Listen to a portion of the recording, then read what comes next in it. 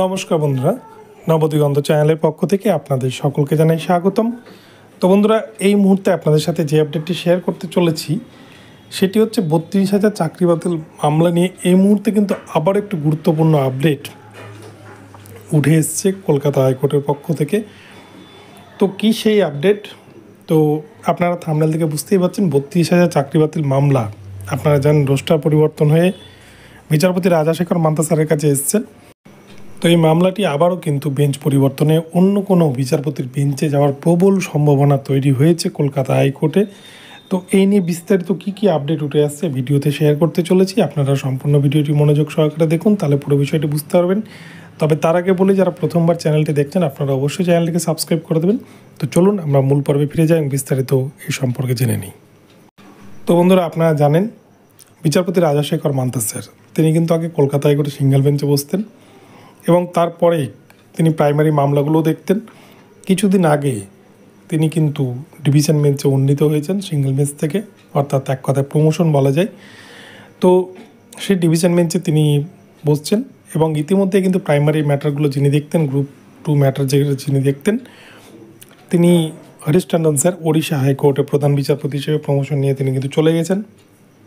তো 24 তারিখ থেকে সেই জন্য কলকাতা হাইকোর্টের রোস্টার পরিবর্তন হয়েছে এবং এই 24শে মার্চ 2025 সাল থেকে কিন্তু রাজাশেখর মান্তা স্যারের বেঞ্চে এই 32,000 মামলাটি নতুন করে অ্যাসাইন হয়েছে, যেহেতু প্রাইমারি মামলাগুলো তিনি দেখছেন।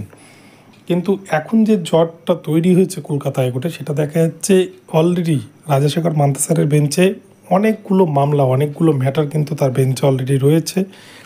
যে ম্যাটারগুলো তিনি আগে থেকে দেখছেন সেই ম্যাটারগুলো তার বেঞ্চে অ্যাসাইন হয়ে রয়েছে।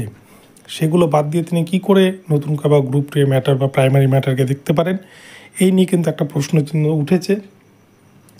এবং সেই মোতাবেক মনে করা হচ্ছে যে কলকাতা হাইকোর্টে যিনি প্রশাসনিক প্রধান টি.এস. শিবগানম স্যার, তিনি কিন্তু আবার নতুন করে সামনের সপ্তাহে বলা যেতে পারে, অর্থাৎ এপ্রিলের ফার্স্ট উইকেই বা এই মাসের শেষের নাগাদ কিন্তু তিনি আবার একটি নতুন রোস্টার পরিবর্তন করবেন বা নতুন একটি রোস্টার পাবলিশ করবেন, যেখানে প্রাইমারির এই ম্যাটারটা কোন বেঞ্চে যেতে পারে সেটা কিন্তু তিনি সেখানে ফিক্সড করে দেবেন। তবে বিচারপতি রাজাশেখর মান্তা স্যারের বেঞ্চে এই ম্যাটার থাকার সম্ভাবনা খুব কম, যেহেতু তিনি আগে থেকেই অন্য ম্যাটারগুলি দেখছেন, তাই সেই ম্যাটারগুলি তার বেঞ্চে তো থাকছেই। অপরপক্ষে নতুন যে ম্যাটারটি তার বেঞ্চে অ্যাসাইন হয়েছিল সেটিকে কিন্তু অন্য কোনো বেঞ্চে অ্যাসাইন করানোর প্রবল সম্ভাবনা রয়েছে। তো এখন এই পর্যন্ত রইল। এই বিস্তারিত আপডেটটি দেখার জন্য আপনাদেরকে ধন্যবাদ। ভিডিওটি ভালো লাগলে চ্যানেলটিকে সাবস্ক্রাইব করে দেবেন। দেখা হচ্ছে পরবর্তী ভিডিওতে। সকলে ভালো থাকবেন। ধন্যবাদ।